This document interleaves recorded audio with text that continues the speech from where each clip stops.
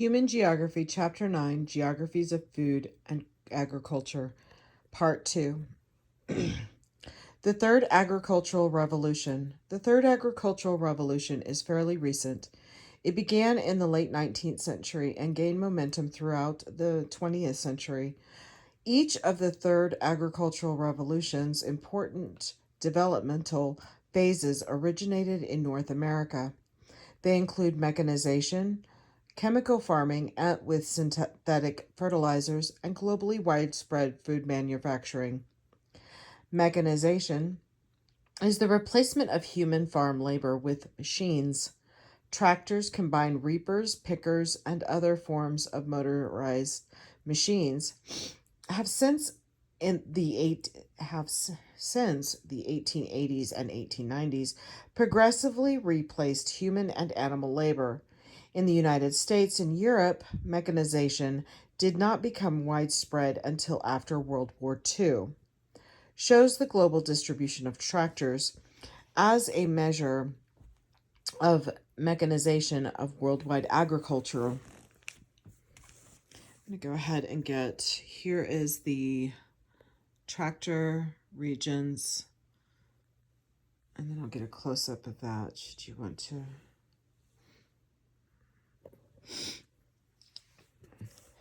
Chemical farming is the application of synthetic fertilizers to the soil and herbicides, fungicides, and pesticides to crops to enhance yields.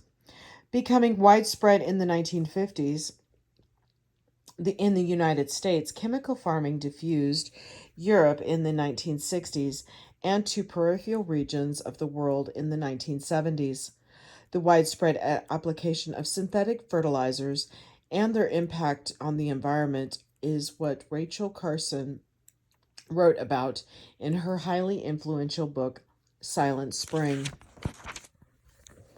Food manufacturing. I'm going to go ahead and get this real quick.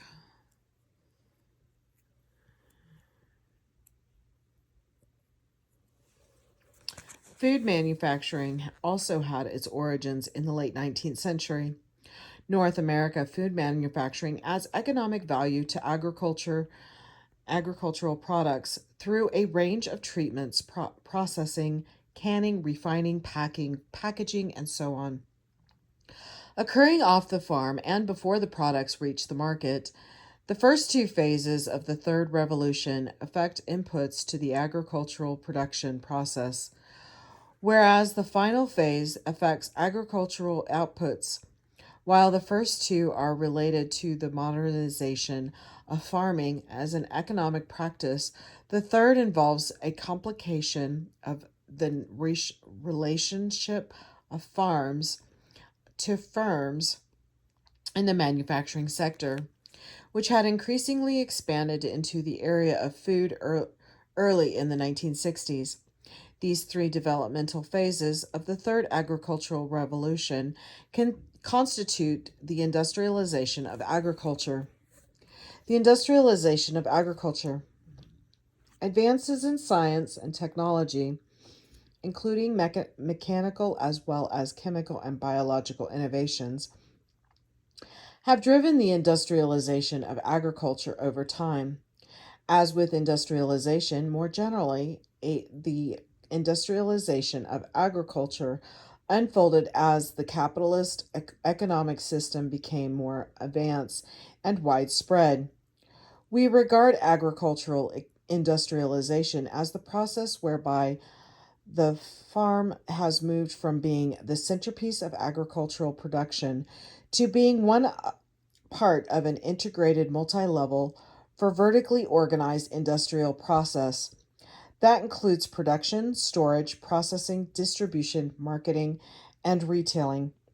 Experts in the study of agriculture see it as clearly linked to an industry and the service sector, thus constituting a complex agro-commodity production system. Geographers have helped demonstrate the changes leading to the transformation of an agricultural product into an industrial food product. This transformation has been accomplished not only through the indirect and or direct altering of agricultural outputs such as tomato or wheat, but also through changes in rural economic activities. Agricultural industrialization involves three important developments: changes in rural labor activities as machines replace and or enhance human labor, introduction of innovative inputs, fertilizers and other agrochemicals, hybrid seeds and biotechnologies to supplement, alter or replace biological outputs. The Green Revolution and the Blue Revolution. Recall the industrialization of agriculture has not occurred simultaneous throughout the globe. Changes in the global system affect different places in different ways as different states and social groups respond to and shape these changes. For example, the use of fertilizers and high yielding seeds occurred much earlier in core region agriculture than in the periphery, where many people still farm without them. In the late 1960s, however, core countries began exporting fertilizers and yielding seeds to regions of the periphery, largely in Asia and Mexico, in an attempt to boost agricultural production in a development known as the Green Revolution. They also sent new machines and green institutions, all designed to increase global agricultural productivity, as described in Box 9.1. Window on the World, the Green Revolution, then and now. The Green Revolution was accompanied later on by a Blue Revolution, which affected world fisheries by introducing larger and more sophisticated vessels into wild fisheries and expanded the capacities of agriculture. Agriculture is the growing of aquatic creatures in ponds on shore or in pens suspended in water. The Blue Revolution has shifted primary sector activities towards a greater dependence on capitalized inputs, credit, machinery, fuel, feeds, fertilizers, and pesticides. Instead of human labor and nature productivity, one the ha- the one hand, the blue and green revolutions have increased food production in many places, but on the other they have engendered conflict over how the new practices redistribute power over and access to food resources. Economic crisis, a decrease in government programs, and reduced trade barriers have slowed the progress of green and blue revolutions in many countries.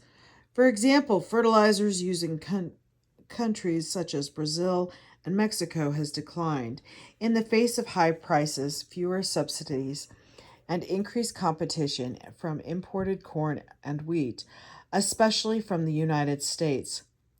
Non traditional agricultural exports. Many governments have shifted from giving top priority to self-sufficiency in basic grains to encouraging crops that are more competitive in international trade with a higher profit margin, such as fruit, vegetables, and flowers. Here's the thing on the fish.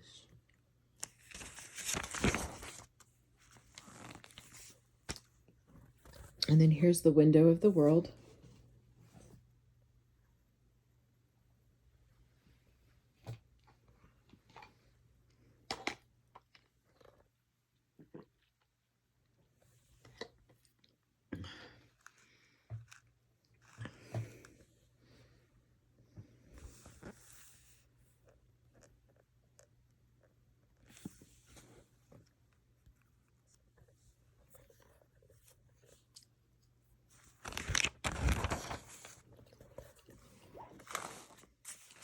Non traditional agricultural exports, NTAEs.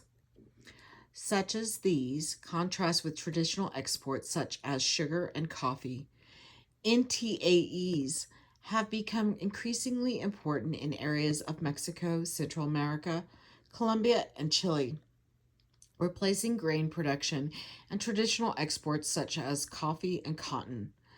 These new crops obtain high prices but also require heavy applications of pesticides and water to meet export quality standards. They also require fast refrigerated transport to market and are vulnerable to climatic variation and to the the, vag- the vagaries of the international market, including changing tastes for foods and health scares about pesticides or biological contamination. Contract farming. One increasingly significant aspect of industrial agricultural transformation is contract farming. Contract farming is an agreement between farmers and processing and or marketing firms for the production, supply, and purchase of agricultural products from beef, cotton, and flowers to milk, poultry, and vegetables. The legal arrangement requires the firm to provide specified support through, for example, the supply of fertilizer or seeds and the provision of technical advice. The farmer is in turn obliged to produce a specific commodity in quantities and at quality standards determined by the firm. A great deal of agricultural production in the contemporary global system proceeds according to contracts. Farming has been seen by some as a strategy for maintaining the livelihoods of small farmers marginalized by the growth of more corporate forms of farming. For farmers, contractual arrangements can provide access to services and credit as well as new technology, and the price offered for the product can help reduce risk and uncertainty. On the other hand, there are risks associated with the contract. The most worrisome is the indebtedness that often occurs when farmers are unable to meet the conditions of the contract or when firms fail to honor their agreements. Biotechnology and agriculture. In addition to the Green Revolution, agriculture has undergone a biorevolution. The biorevolution involves the genetic engineering of plants and animals and has the potential in outstrip to outstrip the productivity increases of the Green Revolution.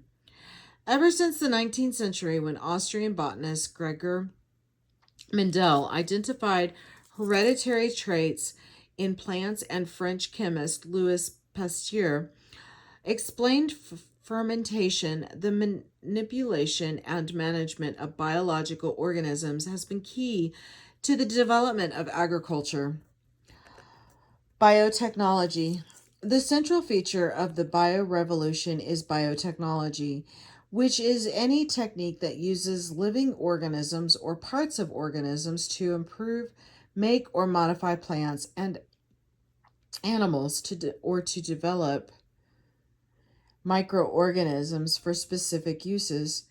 Recombinant DNA techniques, tissue culture, cells fusion, enzyme and fermentation technology, and embryo transfer are some of the most talked about aspects of biotechnology in agriculture. A common argument for applying biotechnology to agriculture is the belief that these techniques can help reduce agricultural production costs and serve as a kind of resource management where certain natural resources are replaced by manufactured ones. Practice biotechnology has been hailed as a way to address growing concern over the rising costs of cash crop production, surpluses and spoilage, environmental degradation from chemical fertilizers, and overuse soil depletion, and related challenges now obstructing profitable agricultural production. Genetically modified organisms.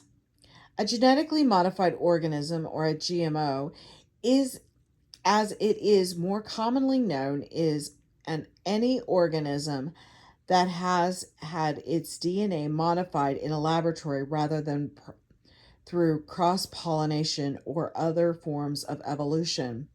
Examples of GMOs include a bell pepper with DNA from a fish added to make it more drought tolerant, a potato that releases its own pesticide, and a soybean that has been genetically engineered to resist fungus. Genetic modification has both critics and supporters. Proponents argue that it allows great advances in agriculture, achieve plants that are more resistant to certain diseases or water shortages, as well as other beneficial creations such as the petroleum eating bacteria that can help clean up oil spills. But opponents worry that genetically modified organisms may have unexpected and irreversible effects on human health and the environment and result in maturation problems in children or in mutant plants and animal species. In the United States, genetic modification is permitted on the principle that there is no evidence yet that it is dangerous. GMO foods are fairly common in the US or in the United States, and estimates of their market saturation vary widely. It is not easy to identify GMOs in the grocery store as there are no labeling requirements, while the U.S. Food Safety Establishment maintains that GMOs are safe until proven otherwise.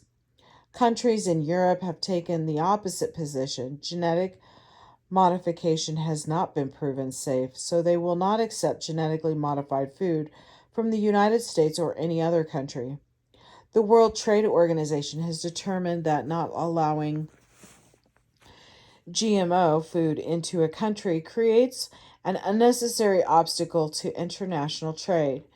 GMOs represent perhaps the most highly technological way to date in which nature and society come together in the global food system. At present, so little is known about the impacts of GMOs on human health, the environment, or even the wider global economic system that it is difficult to sort the costs of their increasing incorporation into global food production. From the benefits, what is clear is that genetic modification is not just passing fad, and the debate cannot be reduced to a simple question of good versus bad. GMOs are neither entirely good nor entirely evil. Certain applications may be widely beneficial while others may not. Regulatory structures are crucial to protecting human health and the environment, as well as spreading whatever benefits may accrue from GMOs beyond the core and into the periphery, but regulatory structures are not easily implemented. Here is the map.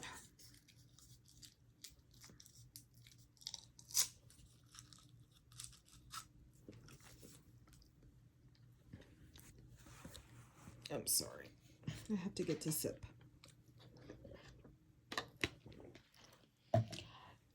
Opposition to GMOs. Protests for introduction of GMO regulatory structures have been most effective in Europe and parts of Asia, Africa and Latin America, as well as in Canada and Mexico. In these regions, national governments are devising regulations to control or publicize the entry of GMO commodities into food systems and are requiring more research to be better understand the long-term effects of GMO consumption on humans as well as the impact on GMOs on the food chain. Widespread protests against GMO foods have also been organized in the United States, but the government has not responded with support for these movements. Congress has passed domestic legislation making the labeling of GMOs voluntary, and at the international level, the U.S. government has threatened action against countries who are arguing for mandatory labeling of GMO foods traded in the global market. It is important to be aware that the position taken by the United States is pro trade rather than strictly pro GMO. The US government is mostly concerned with the economic impact GMO labeling is likely to have and is reluctant to put the trade of US agricultural products at risk. This strategy is followed because the United States is the largest exporter of agricultural goods in the world as well as the largest producer of GMO foods. Global debate and activism, both popular and governmental, over GMOs is still in its early stages. Some of the most vocal opponents of GMOs, are concerned that engineered food is destined for consumption by poor people in the periphery, while real food produced by artisans and organic growers will only be available to rich people in the core, and little attention will be paid to the importance of reducing world hunger or access to a safe diet as a global human right. Biofarming. Indeed, biotechnology has provided impressive responses to these and other challenges. One particularly spectacular aspect of biotechnology is biofarming, in which genes from other life forms, plant, animal, fungal, bacterial, or a human, are inserted into host plants. In essence, this is bioengineering plants so that they produce pharmaceuticals. The resulting pharma crops are effectively genetically modified organisms that contain pharmaceuticals, antibodies, and industrial enzymes. The possibilities include pharma plants for treating diarrhea, heart disease, cancer, AIDS, and other illnesses, and vaccines that would be administered by consuming modified grain or fruit, such as an apple that contains a flu vaccine. Pharma crops are still in the experimental stage, and the research is highly confidential. It is estimated that there are over 400 pharma crops lowered currently at the experimental stage, with many of them being anonymously field tested. One of the expected benefits is lowered costs of medication, though it is too soon to tell how this decrease might work in practice. Among the most controversial aspects of biofarming is how little knowledge there is about the effects of growing and ingesting pharma crops. Because pharma crops involve open air field testing, there is a great concern about contamination. Formal responses to field testing have emerged from scientific, agricultural, consumer protection, environmental, and food manufacturing groups. The concerns are related to the unavoidability of food contamination as drugs and industrial chemicals are transported into biofarm fields. The health consequences to humans of biofarm crops, the inevitability of wider environmental contamination for mammals, birds, and insects that food on biofarm crops, the financial liability to farmers and food manufacturers whose crops are contaminated without their knowledge. One way to allay the concerns of scientists and other relevant groups is to ban outdoor field trials. Other groups wish to ban biofarming altogether.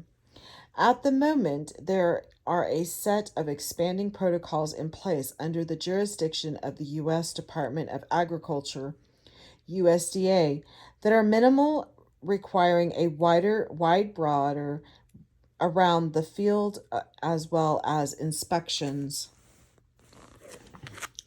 The adverse biotechnology. While such technological innovations can seem miraculous, there is a downside to biotechnological solutions to agricultural problems. For example, clone plants are more susceptible to disease the natural ones, probably because they have not developed tolerances. This susceptibility leads to an increasing need for chemical treatment. And while industry may reap economic benefits from the development and wide use of tissue cultures, farmers may suffer because they lack the capital or the knowledge to participate in biotechnological applications. Biotechnology has truly revolutionized traditional agriculture. Its proponents argue that it provides a new pathway to sustainable production by streamlining the growth process with such innovations as tissue cultures, disease and pest resistant, and fertilizer independent plants. Optimists believe that the biorevolution can maximize global agriculture production to keep up with the requirements of population and demand. Moreover, the intensification of agriculture, which the biorevolution, along with the green and blue revolutions, enables, has reduced the risk that increased forest resources will be converted into agricultural land. Just as with the Green Revolution, however, biotechnology may have ill effects on peripheral countries and on poor laborers and small farmers in core countries. Table 9.1 compares the impact of the biorevolution and the green revolution on various aspects of global agricultural production. For example, biotechnology has enabled the development of plants that can be grown outside of their natural or currently most suitable environment. Yet, location specific cash crops are critical to economic stability for many peripheral nations, such as cotton in India, bananas in Central America and the Caribbean, sugar in Cuba, and coffee in Kenya. Colombia and Ethiopia, these and other export crops, are threatened by the development of alternative sites of production or by multinational agricultural corporations entering foreign markets. Transformations in agriculture have rippled effects throughout the world system. A tragic story of the impact of foreign multinationals on domestic cash crop producers centers around the cotton farmers in India. In 2011, the New York University School of Law Center for Human Rights and Global Justice released a report called Every 30 Minutes Farmer Suicides, Human Rights, and the Agrarian Crisis in India. The report states economic reforms and the opening of Indian agriculture to the global market over the past 2 decades have increased costs while reducing yields and profits for many farmers to the point of great financial and emotional distress.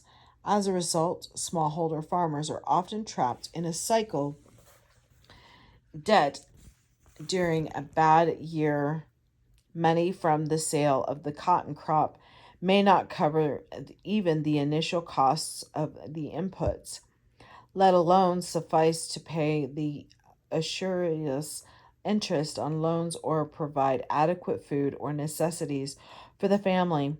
The only way out might be to take on more loans and buy more inputs, which in turn can lead to even greater debt. In fact, what many of these indebted farmers do out of sheer desperation is commit suicide. Over the last 20 years, 250,000 Indian farmers have committed suicide, making this the largest wave of recorded suicides in human history. The bottom line is that global agricultural transformations are far from benign, and it will require an enormous amount of political cooperation to begin to address their profound effect. Here is the picture, and then I'm going to get you close on the characteristics. There's 3 charts.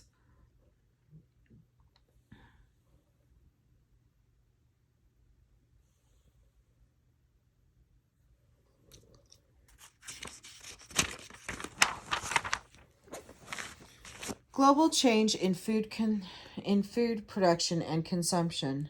When geographers talk about the globalization of agriculture, they are referring to the incorporation of agriculture into the world economic system of capitalism.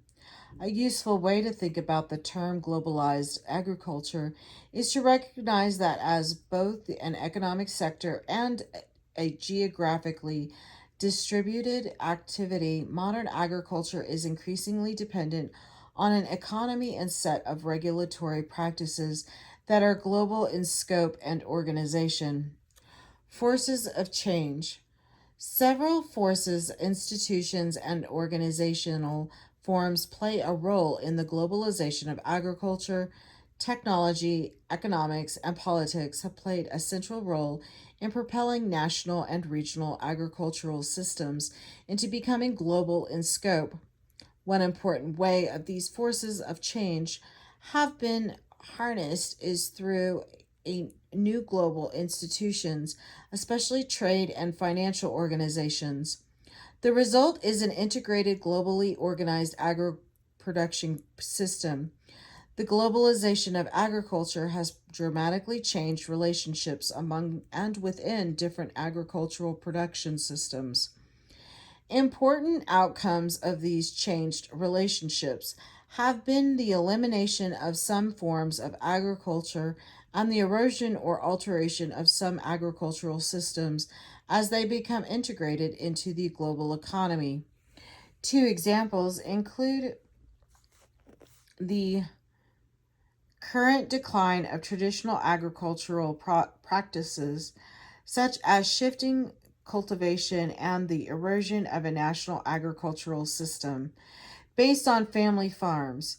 Agriculture is one part of a complex, interrelated worldwide economic system.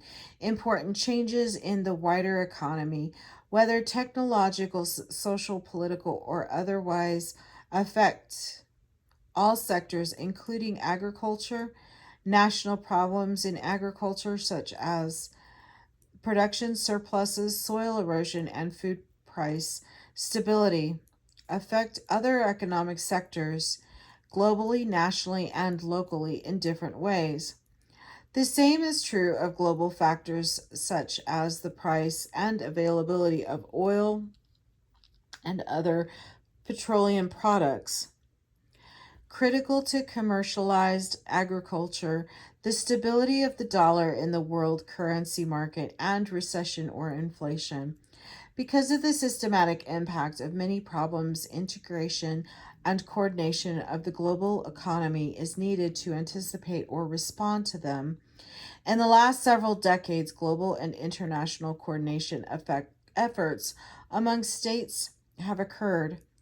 These include policies advanced by the World Trade Organization, WTO, as well as the formation of supernatural economic organizations such as the European Union, EU, and the Association of Southeast Asian Nations, ASEAN.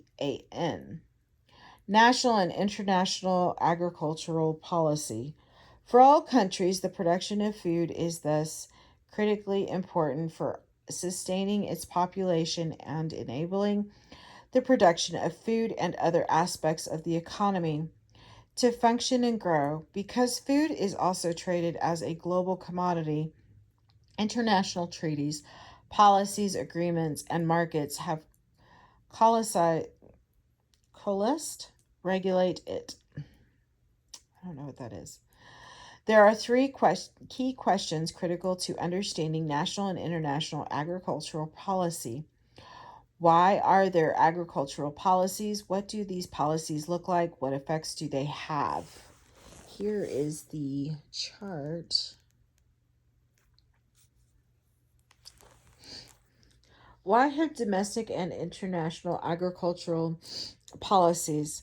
At the domestic level, governments implement agricultural policies not only to assure adequate foodstuffs for their national population, but also to support the smooth operation of agricultural product markets. This smooth operation most frequently involves supply adequate to needs and demand, price stability, product quality and selection, and issues of labor and land use. These quite legitimate concerns require governments to become involved in a range of policies, including education of labor pool and research to support improvements in agricultural practices, adequate access to resources such as land and water, technological support for everything from business planning to risk management, infrastructure to move agricultural goods, including roads, ports, irrigation, and communication, biosecurity to combat threatening pests and diseases, and a trading environment that allows for national competitiveness in a global market. What are some key agricultural policies? In the United States, agricultural policy, as in other countries, and regional government organizations like the EU, is complex, reflecting the change in agricultural practices over time, as well as the growth of a global market for agricultural goods. Early agricultural policy tended to focus on developing the agricultural sector and supporting the stability and growth of farming as national economic activity. In the United States, this early period was followed by a dramatic economic crash, the Great Depression in 1929 to 1945, that required more direct support for farmers in the form of income and price guarantees. These measures were meant to ensure that farmers remained in the agricultural sector and certain staple foods were produced. Over time, other kinds of domestic policies became necessary, including market and trading regulation. It as the at the international level that the growth in agricultural policies have been the greatest, especially over the last 25 years. At this level, multilateral trading systems are in place meant to govern import and export restrictions, promote food security and innovation, disseminate new technologies in growing and breeding techniques, and just generally increase agricultural productivity and profit. What are some important impacts of national and international policies? The impacts of agricultural policy have not always been positive. Despite their stated intent, perhaps the most controversial domestic policy in the United States has been the subsidy system, which though meant to support struggling farmers in the 1930s, now routinely goes to corporate farms. Subsidies have also been shown to promote overproduction and can end up costing taxpayers both higher taxes and higher food costs. The point is not that all domestic agricultural regulation is problematic, but that it can have both positive and negative impacts. At the international level, perhaps the most controversial regulatory body has been the World Trade Organization, WTO. A product of the rapid globalization of the 1990s, the WTO is a multilateral organization made up of 160 members, largely nation states and 24 observer governments that constitute 94% of global trade and almost 97% global GDP. The WTO deals with all global trade, with agricultural being one of its most significant areas. While most countries have laws meant to regulate trade outside the national territory, the WTO's regulations supersede national ones for member nations and thereby make it one of the most powerful regulation and enforcement bodies on the planet, with its aim to ensure that trade flows as smoothly,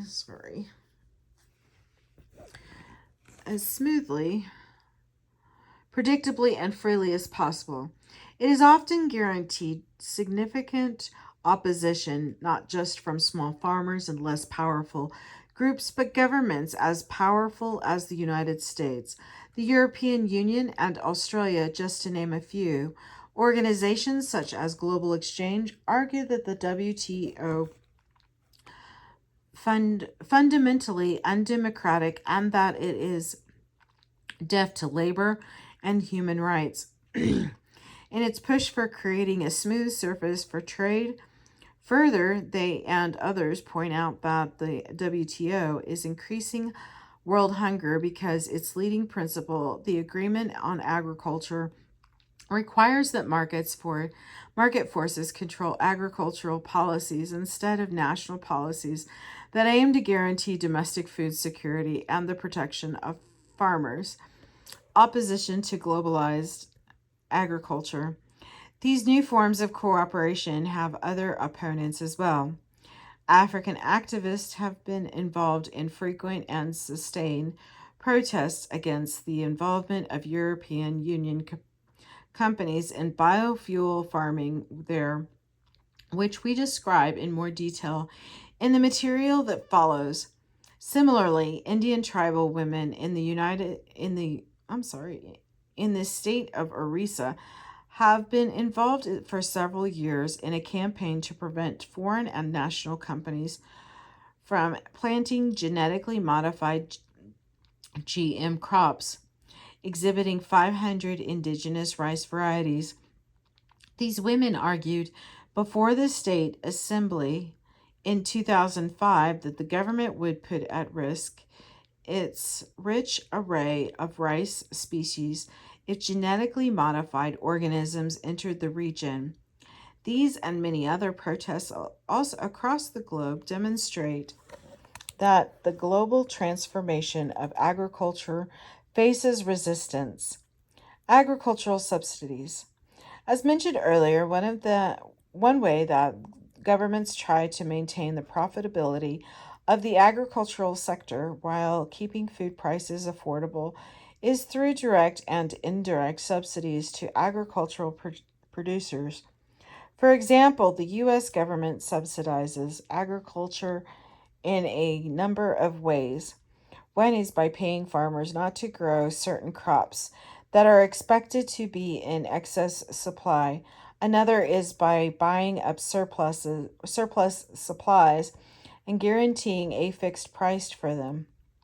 Billions of dollars are paid out each year in agricultural subsidies that have the effects of which are complex and global impact.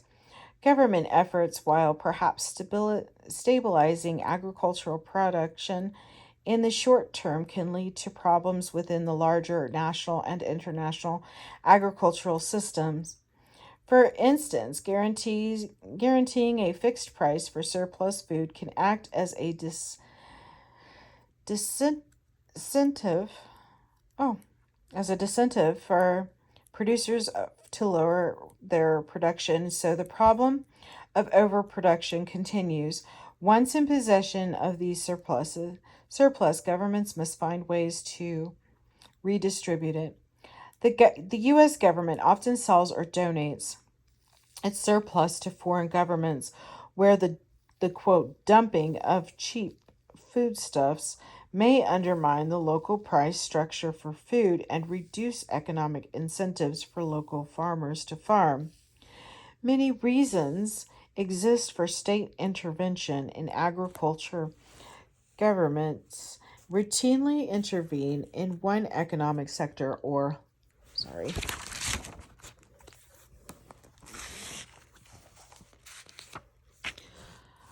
or another. For instance, to correct wider problems of inflation or depression, for years bread subsidies were the norm across the Middle East, used as a way of placating the population in Tunisia. In 2011, civil unrest was predicted in part on the high cost of food because national grain subsidies had not kept pace with soaring prices. It is important to keep in mind that the revolution in Tunisia is more than just about bread. Basic human rights are the most pressing demands across the Middle East from Tunisia to Yemen. When a government fails to provide those rights for the majority of its citizens, instead using handouts or subsidies or as a substitute for democratic or economic reforms, bread becomes a powerful symbol of all these citizens lack. Here is the thing for that. The organization of the agro-food system. Although the changes have occurred in agriculture worldwide were multifaceted, certain elements that serve as important indicators of change can help us understand them. Geographers and other scholars interested in contemporary agriculture have noted three prominent and interconnected forces that signal a dramatic departure from previous forms of agricultural practice: agribusiness, food chains, and integration of agriculture with the manufacturing, service, finance, and trade sectors. Agribusiness. The concept of agribusiness has received a good deal of attention in the last 3 decades, and in the popular mind it has come to be associated with large corporations such as ConAgra or Del Monte. Our definition of agribusiness departs from this conceptualization, although multi and transnational corporations, TNCs, are certainly involved in agribusiness. Agribusiness is a system rather than a kind of corporate entity. It is a set of economic and political relationships that organizes food production from the development of seeds to the retailing and consumption of the agricultural product. Defining agribusiness as a system does not mean that corporations are not critically important to the food production process in the core economies, and the transnational corporation is the dominant player operating at numerous strategically important stages of the food production processes. TNCSs have become dominant for a number of reasons, but mostly because of their ability to negotiate the complexities of production and distribution in many geographical locations. That capability requires special knowledge of national, regional, and local regulations and pricing factors. Food supply chain. The concept of a food supply chain, a special type of commodity chain, see Chapter 2, is a way to understand the organizational structure of agribusiness as a complex political and economic system of inputs, processing, and manufacturing and outputs. A food supply chain is composed of five central and commercial sectors: inputs, production, processing, distribution, and consumption, with four contextual elements acting as external mediating forces: the state, international trade, the physical environment, and credit and finance. Illustrates these linkages and relationships, including how state farm policies shape inputs, prices, farm structure, and even the physical environment. The food supply chain concept illustrates the network of connections among producers and consumers and regions and places. Consider, for example, the linkages that connect cattle production in the Amazon and Mexico, the processing of canned beef along the United States Mexico border. I love it when it does that. I'm sorry. I'll go ahead and get the graph for you so I can get that. Hopefully that's close enough. The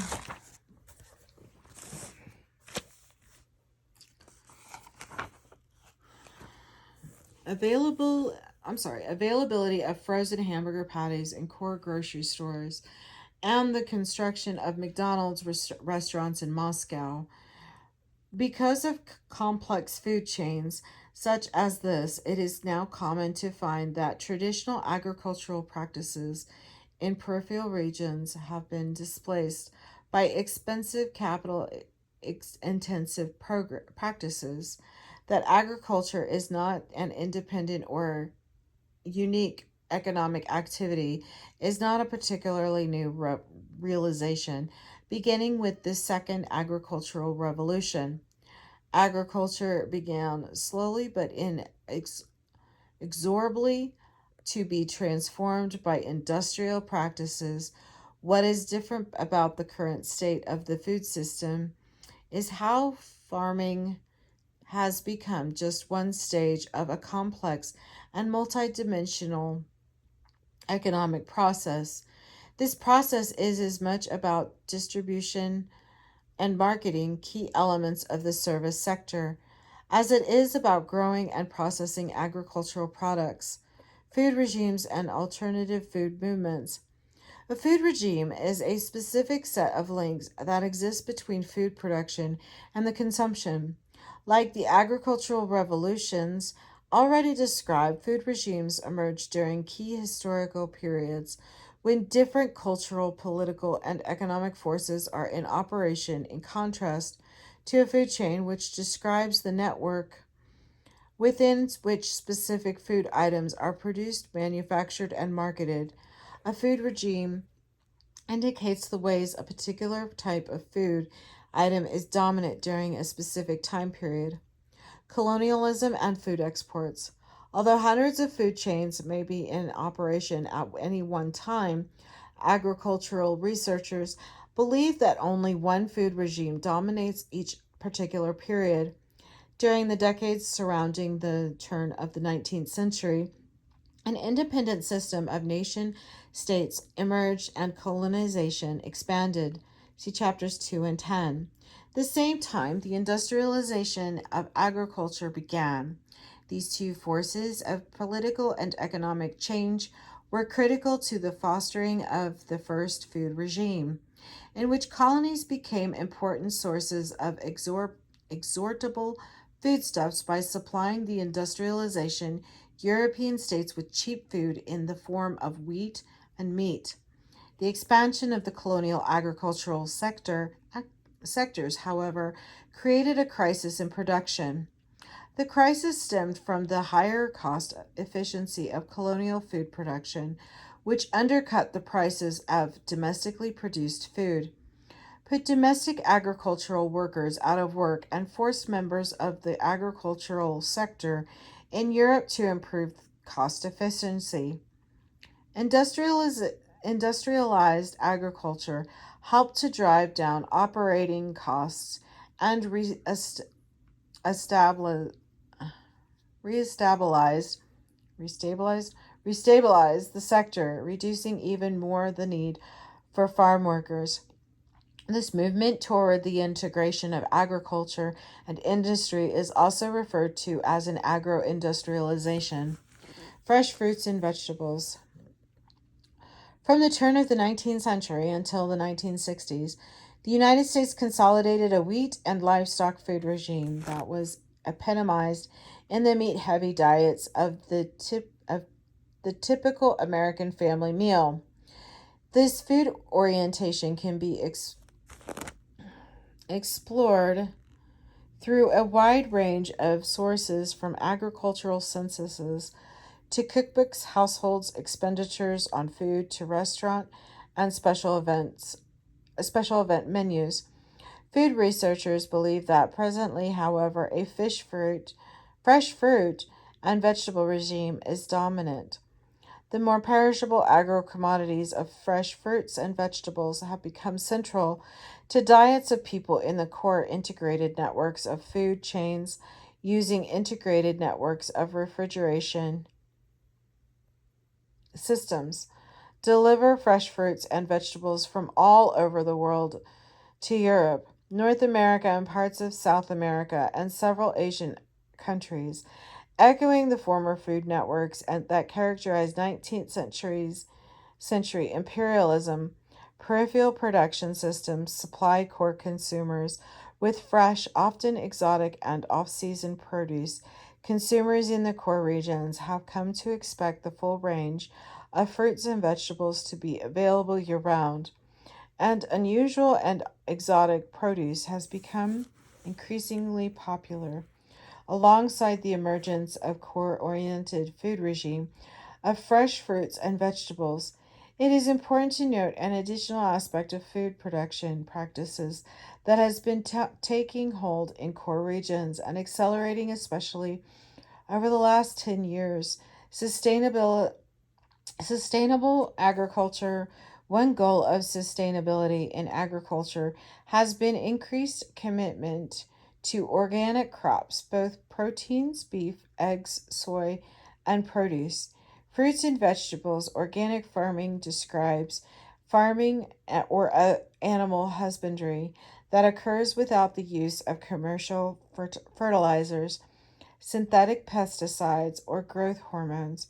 It is important to point out that organic food production is not the primary mode of practice, but rather that it has become a growing force alongside the dominant conventional farming, an approach that uses chemicals in the form of plant protectants and fertilizers and intensive hormone-based practices to breed and raise animals. We discuss issues of food safety in more detail later in. Okay. Level one doesn't. Here's another chart. So here's the conventional, and then here is the alternative, and then here is the globe.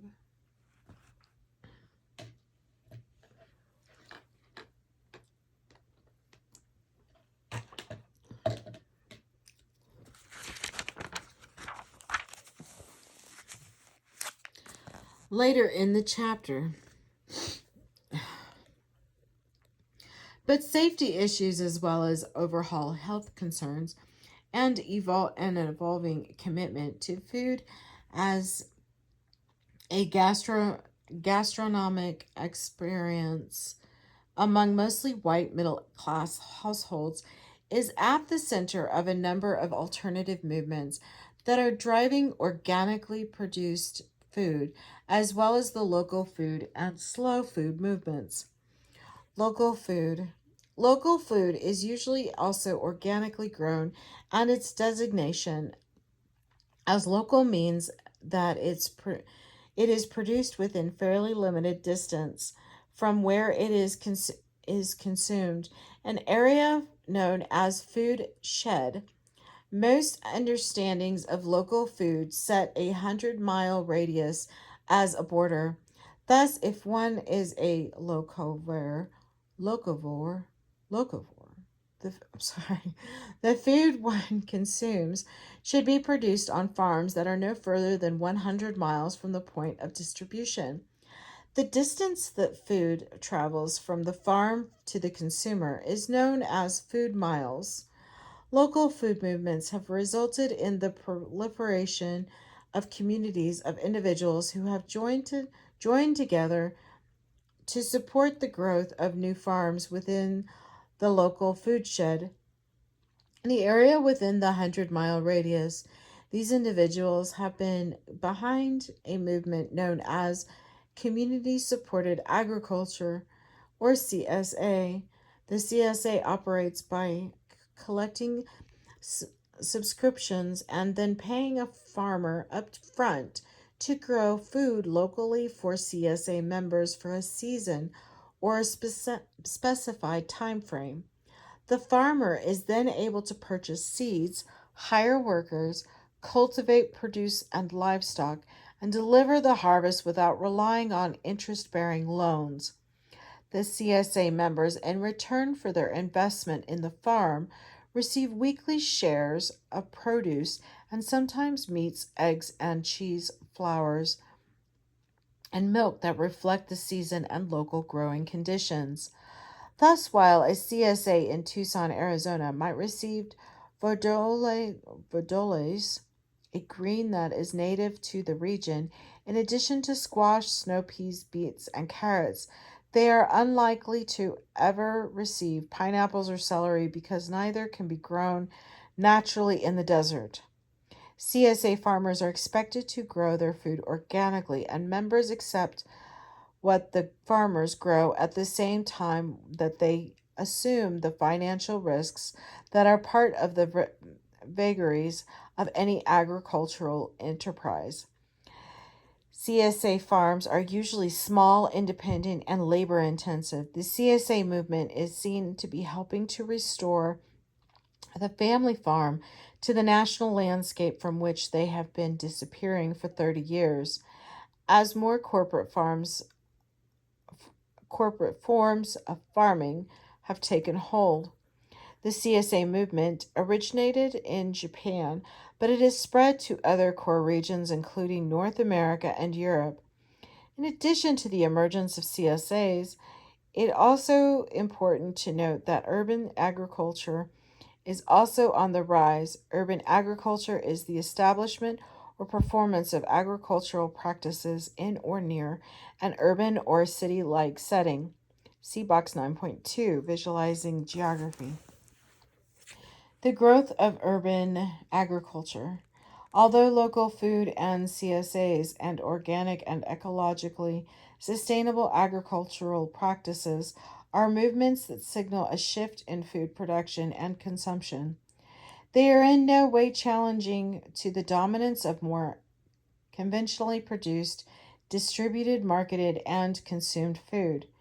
Moreover, as a number of critics of movements have pointed out, these alternative practices are largely organized and promoted by white middle class members of core regions and exclude often simply through costs and associated accessibility with low income people of color. The later are denied that purportedly healthier eating opportunities because they lack the information, income, and proximity to access them. In core countries, the result is that low income people turn to cheap, easily accessible food, also known as fast food. Related to food security is the concept of food sovereignty, the right of peoples, communities, and countries to define their own agricultural labor, fishing, food, and land policies that are ecologically, socially, economically, and culturally appropriate to their unique circumstances. Today in the United States, where food is abundant and overeating is a national problem, 10% of the problem population is undernourished or experiences food security problems at one time or another each year. In the periphery, where food availability is more limited than in core countries like the United States, undernutrition is far more pervasive. Furthermore, sorry, some parts of the world among some social classes, there are higher levels of undernutrition among women and girls than among men and boys. This is largely because different cultural and social norms favor men and boys who eat first and leave the leftovers for females, or who eat certain high status foods such as proteins like meat or fish that women are not allowed to eat. Food sovereignty is a movement that recognizes that minority populations in the core and periphery have had the least amount of control over the food they purchase and consume. Local movements to achieve food sovereignty are usually organized by people of color, peasants, and low income people who point out that access to healthy food is shaped by both class and by race. There are six basic principles of food and food sovereignty.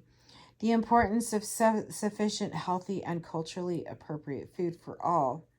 The significance of all food providers, from farmers and pastoralists to cooks. The necessity of a close link between food providers and consumers. The requirement to control land as well as all the other inputs to food production. The centrality of local knowledge and skill to food production. The need for food production to support ecosystems, balance, and resilience. Related to food sovereignty is the concept of food justice, which is about enabling communities to enact the principles just mentioned, which is simply to be able to grow, eat, and sell healthy food and care for the well being of the local ecosystems in culturally appropriate ways. It is also about ensuring that people who work in the food industry are treated fairly and have access to affordable and healthy food as well. Here's that. And here's the food miles.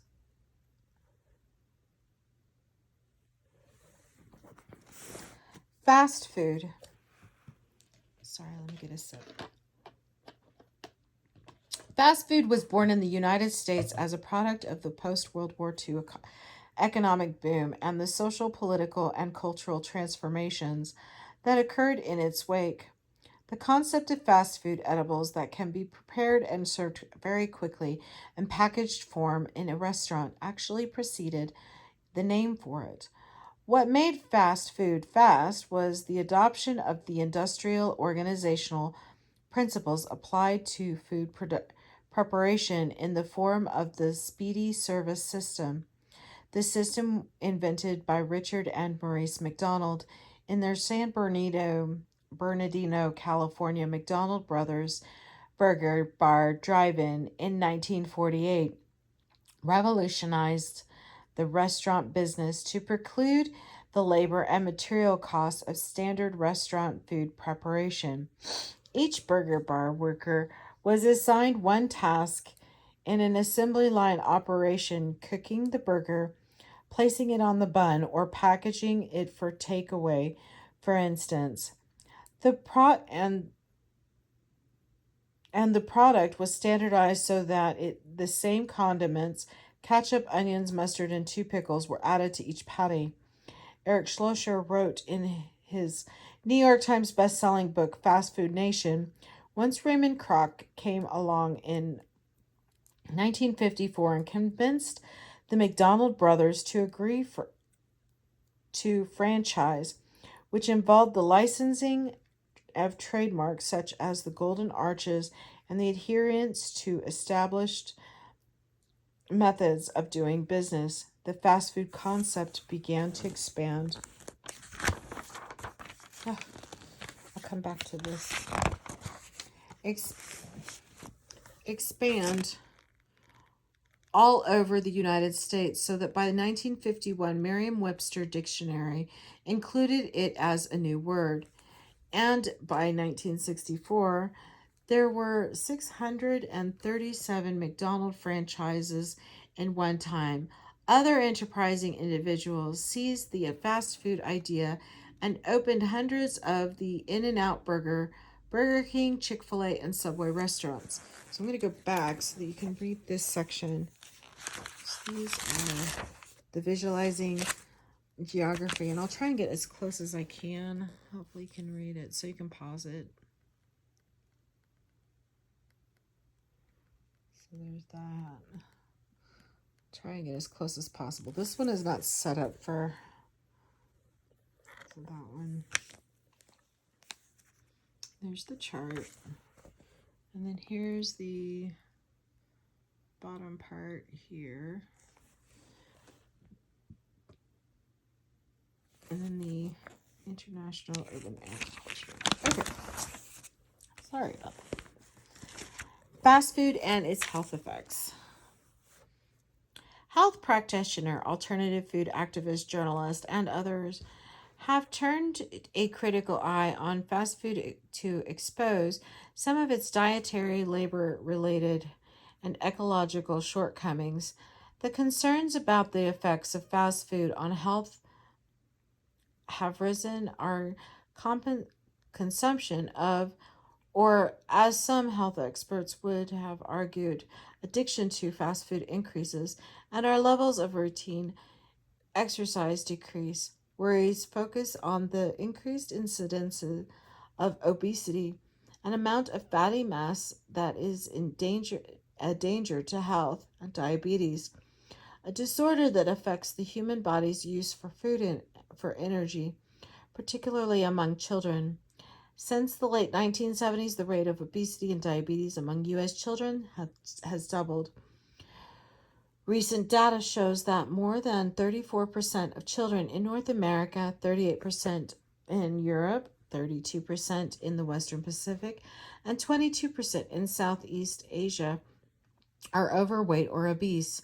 These numbers, though certainly alarming, are not surprising given how heavily the fast food industry advertises to children, a large percentage of whom can recognize the golden arches of McDonald's before they know their name. Diseases related to the increased consumption of fast food and many prepared processed foods, energy dense, nutrient poor foods with high levels of sugar and saturated fats, as well as reduced physical activity, have also led to the adult obesity rates that have risen threefold and more since 1980 across North America and the United Kingdom, Eastern Europe, the Middle East, the Pacific Islands, Australasia, and China. Moreover, the obesity epidemic is often increasing faster in rapidly developing peripheral countries than in the core. The explanation for this epidemic reflects the impacts of economic growth, modernization, and globalization on daily nutritional practices. The World Health Organization's assessment of the obesity and diabetes problem indicates that growing prosperity in the developing world is not entirely positive. Evidence suggests that as rural people move to cities and their incomes improve, their diets, previously high in complex carbohydrates, come to contain higher proportion of fats, saturated fats, and sugars. At the same time, urban life ordinarily means a move from highly demanding physical labor toward less physically demanding work and increasing use of automated transport and technology in the home. These shifts have a significant effect on overall body fat as well. Obesity is of a concern to the international health community because it possesses or poses a major risk for serious diet related chronic diseases, including type 2 diabetes, cardiovascular problems, hypertension, and stroke, and certain forms of cancer. The consequence ranges from increased risk of premature death to grave chronic conditions that reduce the overall quality of life.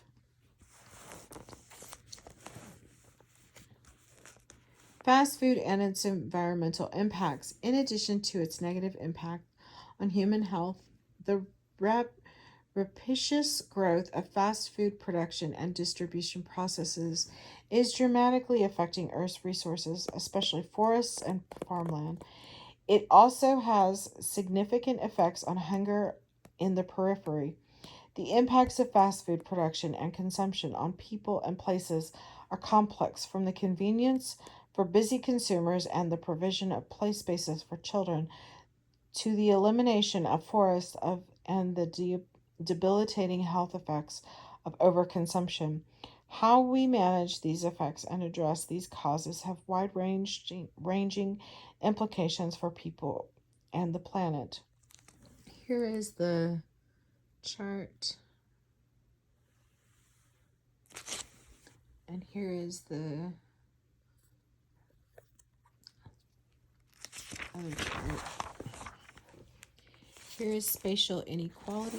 You're going to want to know this, the food desert.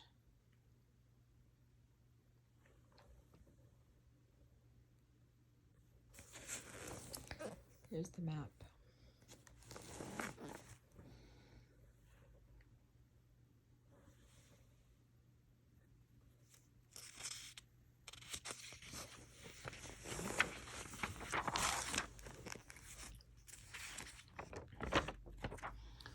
Sorry.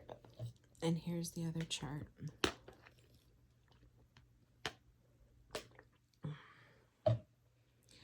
The environment and agricultural industrialization. Agriculture always involves the interaction of biophysical and human systems. The relationship makes agriculture distinct from forms of economic activity that do not depend so directly on the environment. This relationship also necessitates that communities determine how best to manage the environment to facilitate the continued production of food. Because the relationship between the human system of agriculture and the biophysical system of the environment are highly interactive, it is important to look at the ways they shape each other. How the environment, sorry, my legs are cramping. How the environment shapes the agriculture. Farmers have increasingly managed to the environment over the course of three agricultural revolutions. The current widespread use of fertilizers, irrigation systems, pesticides, herbicides, and industrial greenhouses even suggests that agriculture has become an economic practice that can ignore the limitations of the physical environment.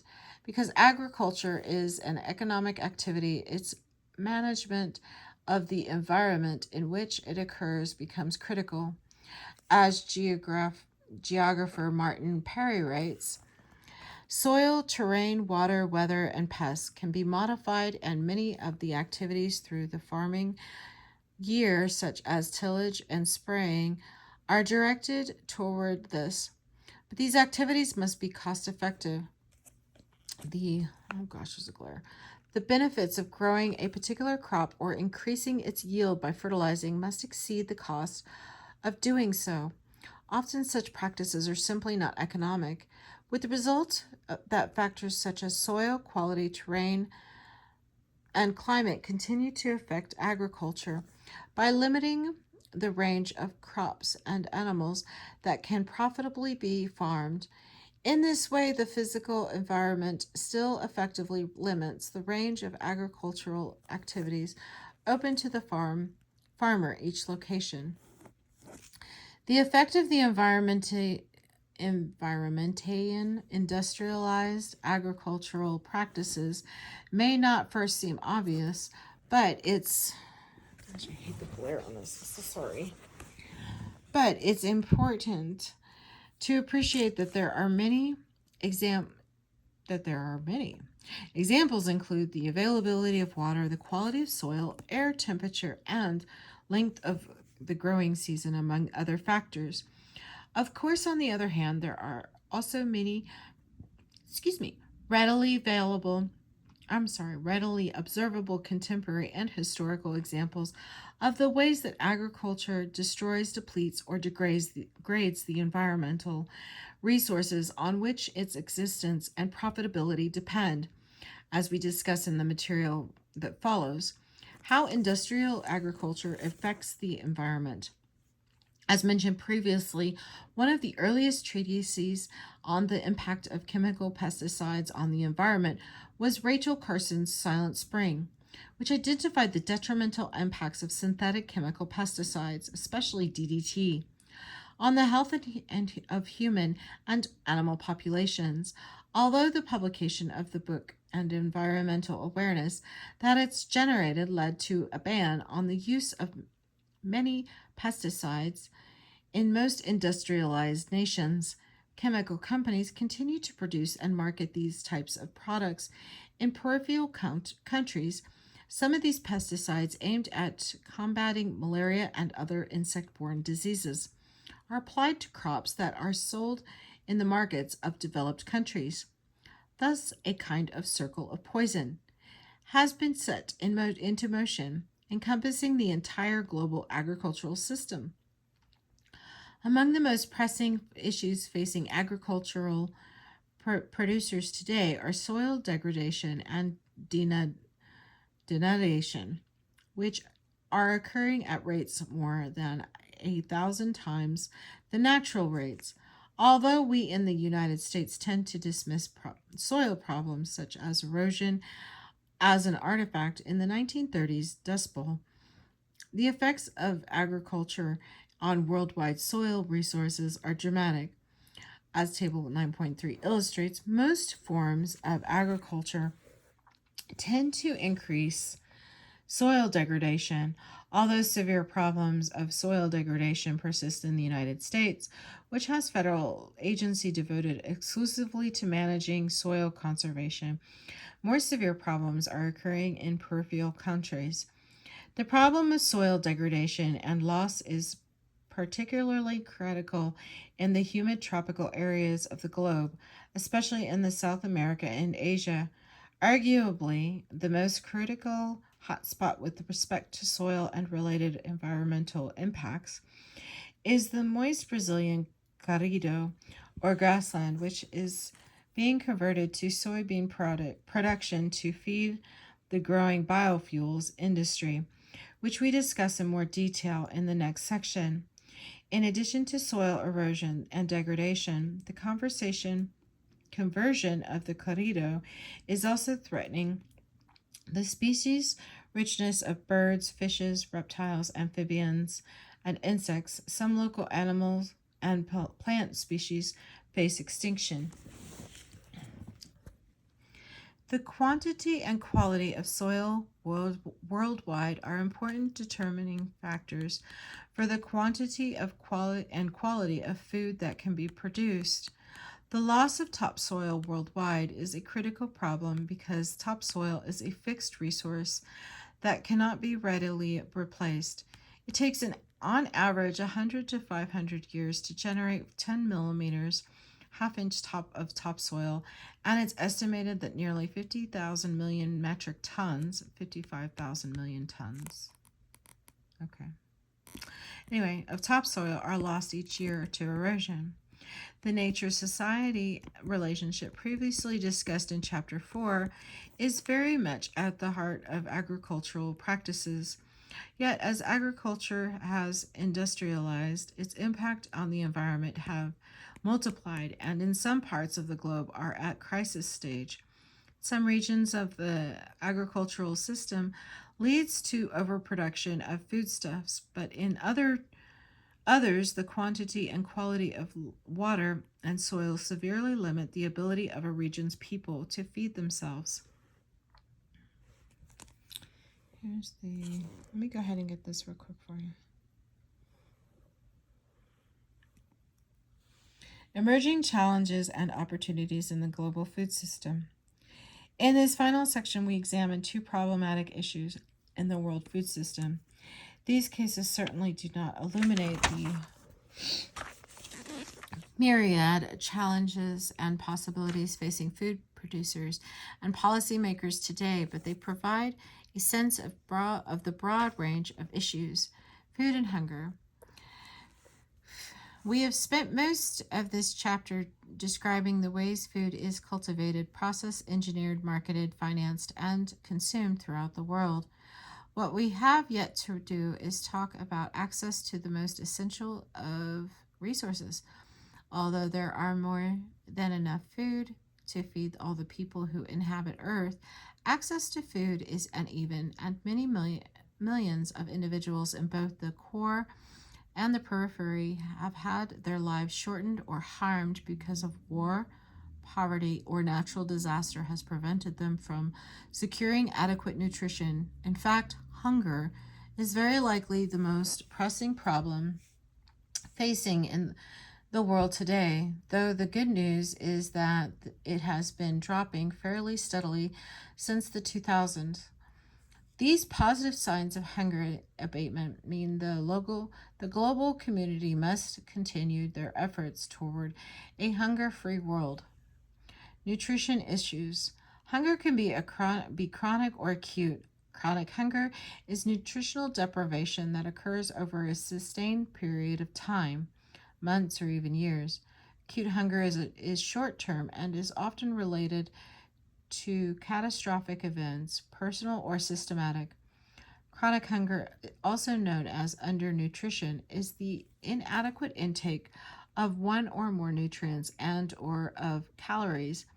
Undernutrition can occur in individuals of all ages, but its effects on children are dramatic, leading to stunted growth, inadequate brain development, and a host of other serious physical ailments. Globally, 24,000 people a day die from the complications brought about by undernutrition. Children are the most frequent victims. Children who are poorly nourished suffer up to 160 days of illness each year, and poor nutrition plays a role in at least half of the 10.9 million child deaths each year. Moreover, undernutrition magnifies the effect of every disease, including muscles and malaria. Malnutrition can also be caused by diseases such as the diseases that cause diarrhea by reducing the body's ability to convert food into usable nutrients. Malnutrition is the condition that develops when the body does not get the right amount of the vitamins, minerals, and other nutrients it needs to maintain healthy tissues and organ function. A person with malnutrition can be either under or overnourished. Here is the chart. Famine, food security, and food safety. Perhaps the most widely publicized examples of acute hunger occur in acute hunger are famines. I'm so sorry. Especially those that have occurred in parts of the periphery over the last few decades. Famine is acute starvation associated with a sharp increase in mortality. The most widely publicized famines of the late 20th century occurred in Bangladesh in 1974 and Ethiopia in 1984 and through 1985. The causes of these two famines and other 20th century famines that preceded them were complex. The crisis of starving people, so often publicized by the news media, is usually just the final stage of a process that has been unfolding for a far longer period, sometimes years or even decades. Experts who study famines argue that there are at least two critical factors behind long-standing vulnerability to famine. The first has to do with a population command over food resources in terms of their livelihood. The second has to do with the trigger mechanism, which may be a natural phenomenon like drought or human-made situation, such as civil war. People who study famine and other forms of hunger have come to conceptualize nutritional vulnerability in terms of the notion of food security. Food security for a person is a household, or even a country, is assured access to enough food at all times to ensure active and healthy lives. And while famine is a dramatic reminder of the precarious nature of food security, it is important to appreciate that chronic hunger resulting from food insecurity is a far more widespread and devastating problem than famine, which tends to be shorter in duration and more more contained geographically. At the same time, hunger is a serious problem for peripheral populations worldwide. See Box 9.4, Geography Matters, Hunger and Poverty in the United States. For both core and peripheral populations, issues of food safety have also grown in significance. Over the last several years, food scares caused by tainted foodstuffs have been routinely in the headlines. California spinach tainted with E. coli bacteria, salmonella in canned tomatoes from Mexico, and hummus in the United Kingdom's toxic chemicals routinely added to pickled vegetables in China, E. coli tainted cucumbers in Germany, and potentially cancer-causing dioxins, which entered grazing pastures through illegally dumped toxic wastes in buffalo milk used in the production of Italian mozzarella. The impact of food scarces is worldwide, affecting not only those who have become ill or died, but also farmers and grocers, as well as the credibility of governmental agencies meant to protect consumers from tainted and toxic foods. Mostly the recent apparent escalation in food scares remind consumers of the vulnerability of the global food system. Land grabs. One of the factors thought to be adding to global hunger and food security issues the increasing amount of cropland around the globe now being directed to raising biofuels, renewable fuels derived from biological materials that can be generated. The practice is known as a land grab. Large scale land acquisition in developing countries by domestic and foreign companies, governments, and individuals. Land grabs occur to enable both biofuel as well. Oh, I'm sorry. As well as food production. I'm sorry, I got lost. Land grabs or biofuels are happening across Asia, Latin America, and Africa, and often involve violence. For example, over the last several years in Tanzania, the government has handed over 9,000 hectares of land on which over 11,000 people depend for their livelihoods to the UK firm Sun Biofuels PLC for a jatropha,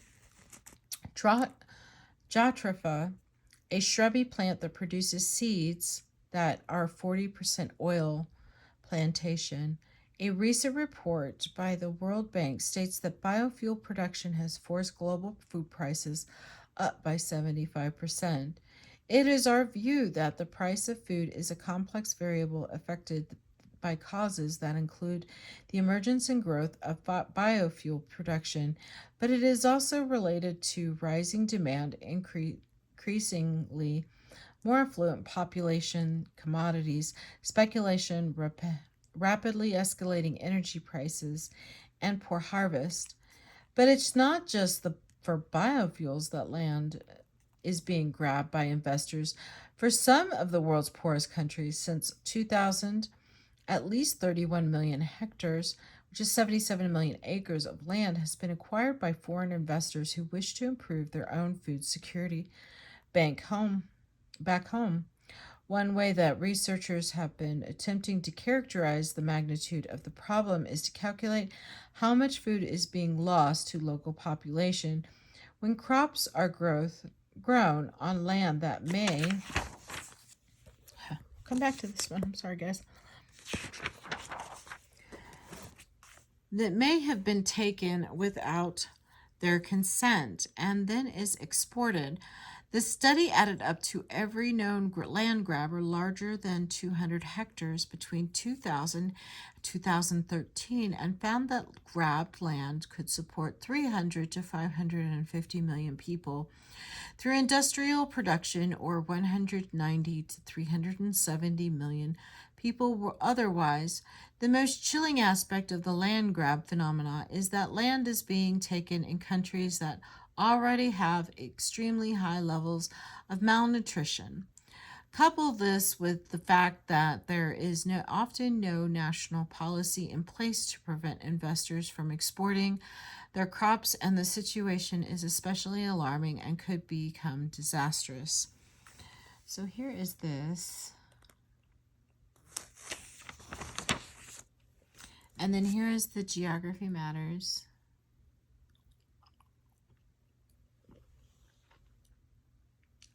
And the map.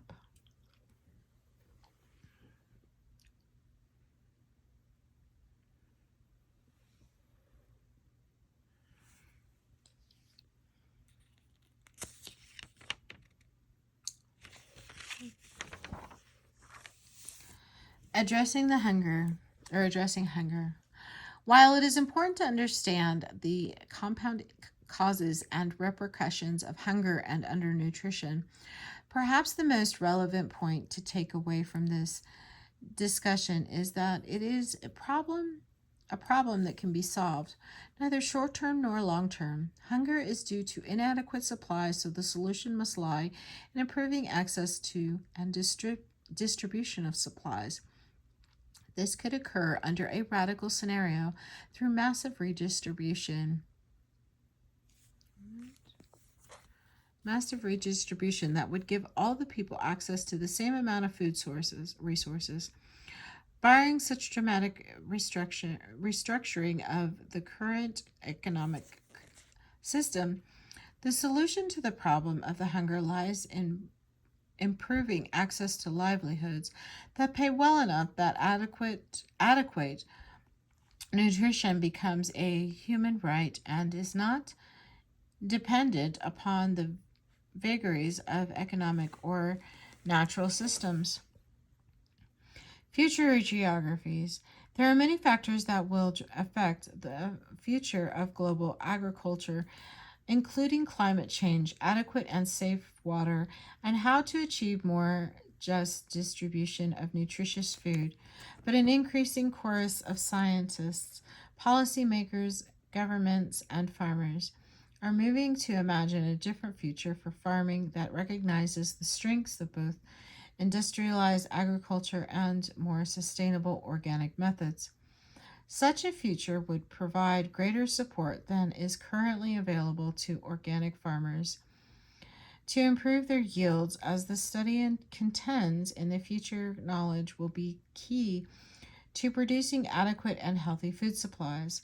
Conventional farming requires knowledge of how to manage what farmers know as inputs, synthetic fertilizers, chemical pesticides, and the like, as well as fields laid out precisely via global positioning systems. Organic farmers, on the other hand, must learn to manage an entire ecosystem geared to producing food, controlling pests through biological means, using the waste from animals to fertilize fields, and even growing one crop amidst another. Better science and technological support to organic farmers will enable healthier soils, which will be critical to food production in the face of climate change, but a global population that will continue to increase through 2050 will require more food in conventional methods aided by green revolution technologies or techniques, biotechnology, and genetically modified crops that are able to endure drought conditions may also be critical to producing an adequate yield. The point is that a one size fits all solution is not likely one. Instead, a hybrid model will allow adaptation to different local conditions and build on the strengths and hopefully mitigate the weakness. Of all of them, the future of the global food system is being shaped at this very moment in food science laboratories, in corporate boardrooms, on the street, in organized protest, and in settlements throughout the world. It seems poised to continue to produce vast quantities of grain, enough to feed the world, but feeding the world will also require the recognition that not all people have the resources to afford the increasing cost of food on the world market. Issues of redistribution of food also need to be confronted. Food revolutions, such as biotechnology, are likely to continue to expand, but the results of new approaches are not likely to be equally affordable across socioeconomic spectrum. Therefore, social revolutions in how food is made accessible to all will also need to be considered. Conclusion.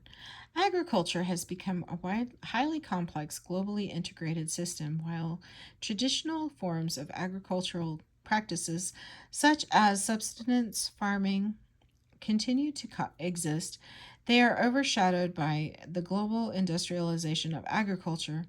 This industrialization includes not only mechanization and chemical application, but also the linking of the agricultural sector to the manufacturing, service, and finance sector of the economy.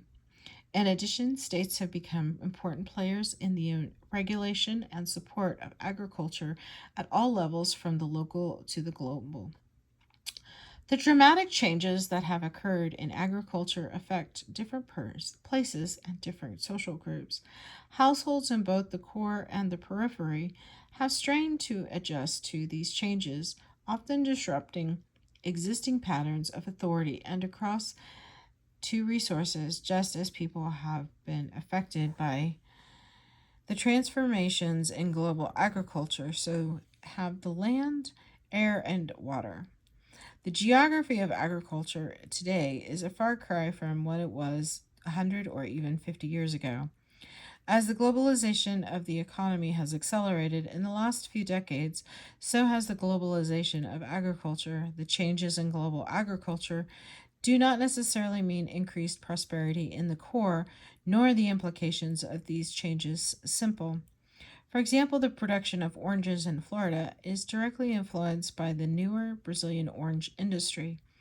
Both industries have the prices of oranges in the marketplaces of Europe and Asia. Additionally, other forces such as social reactions to genetically engineered foods, agricultural research, trade concerns, and a host of other factors have repercussions throughout the world food systems.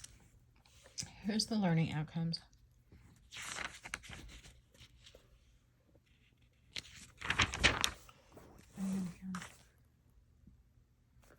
Did I finish? Okay. I'm sorry. I'm trying to keep it all together, make sure that it's not backwards. And here are the key terms.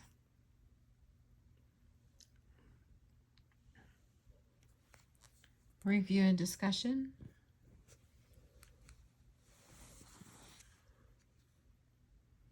Unplugged.